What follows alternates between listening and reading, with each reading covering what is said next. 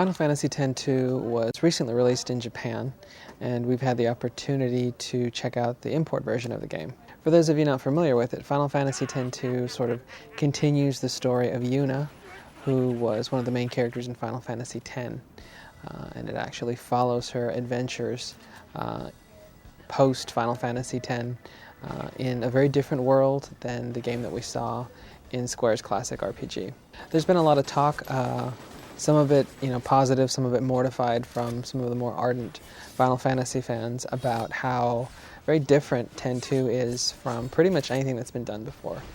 Traditionally, the Final Fantasy games have been self-contained and have not really lent themselves very well to sequels just because of the way the stories have been told, but Square has opted to sort of go in a different direction with this one that has allowed them to end up with almost an entirely new story for Yuna, which is very cool.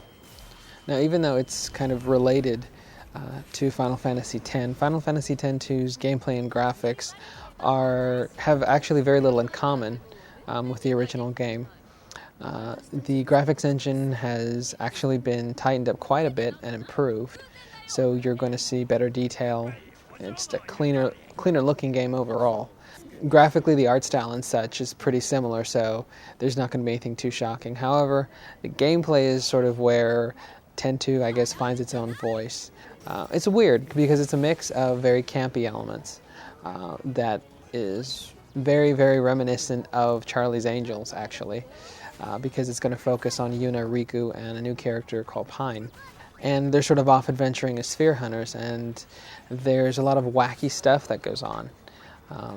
The opening sequence is actually a combination J-pop concert and fight, and that sort of shifts into the traditional exploration and combat stuff that you usually find in the games. You have a mix of very serious stuff, actually, because one of the story elements in the game is Yuna has found a sphere, which is a lot like the Jack spheres from Final Fantasy X because it has like a video clip in it, pretty much.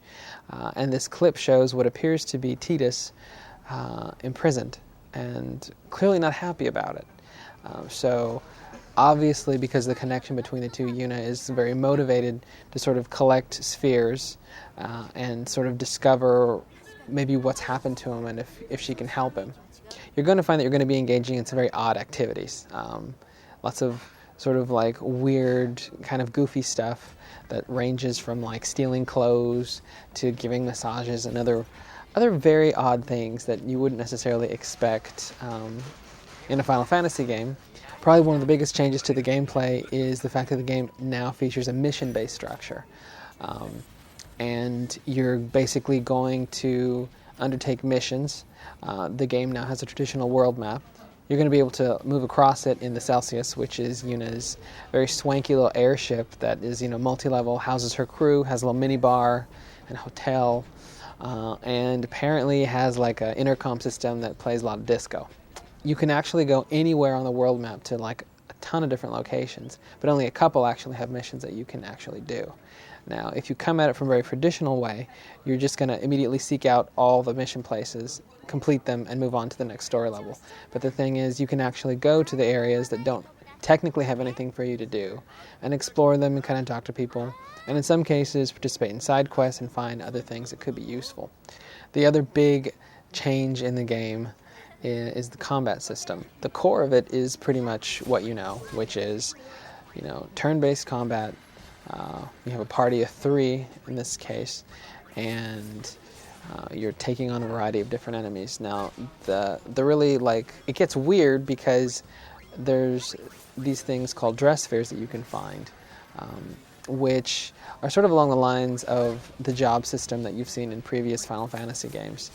The dress spheres will let you change into different outfits that will actually give you new abilities. When you start out the game, you have a pop star ability, and a mage, and a thief, and a warrior. And you can sort of cycle in between all of them. And each one, besides giving you a saucy new outfit, gives you really cool abilities. I have to say it's really kind of interesting to see that Square has actually gone ahead and taken a chance I mean, one of the criticisms that have been leveled against the company have always been that, they're very by the numbers with a lot of their Final Fantasy games. This is definitely not by the numbers. This is kind of weird, kind of loopy, very eccentric, very cool too. I mean, it's different and they're taking a chance, so I'm happy to see it.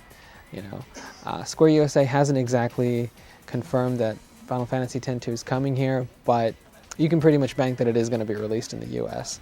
We're going to have more information on that in the coming months. But until then, check out our stuff on the game and look for more in the coming weeks, because we're not done with it yet.